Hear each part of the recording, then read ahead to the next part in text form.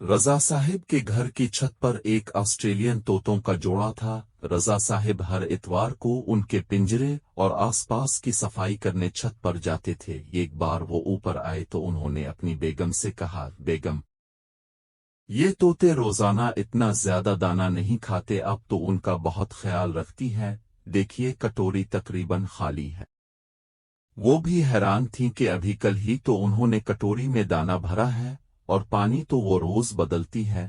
ابھی وہ دونوں یہ باتیں کر ہی رہے تھے کہ انہوں نے ایک حیران کن منظر دیکھا۔ وہ دونوں طوطے دانے کی کٹوری کے پاس آئے اور چونچ میں دانہ بھر بھر کر پنجرے سے باہر پھینکنے لگے اور ان کی چھت کی دیوار پر چڑیاں آ کر بیٹھنے لگیں۔ رضا صاحب اور ان کی اہلیہ ایک طرف ہو گئے۔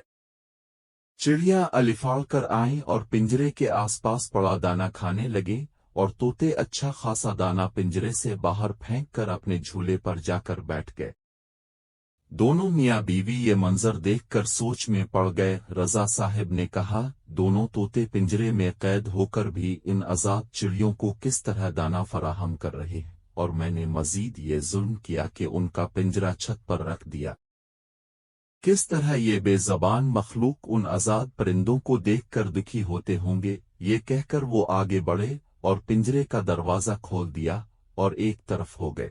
دونوں طوطے ایک لمحے بعد پنجرے سے نکل کر چڑیوں کے ساتھ بیٹھ گئے اور رضا صاحب کی طرف دیکھنے لگے۔ رضا صاحب نے محسوس کیا کہ طوطے ان کا شکریہ ادا کر رہے ہیں۔ وہ مسکرا دیے۔ سب پرندے الفاڑ گئے۔ آج ان کے قریبی درخت پر ان طوطوں کا بسیرا ہے، مگر وہ دانہ چگنے رضا صاحب کے گھر ہی آتے ہیں۔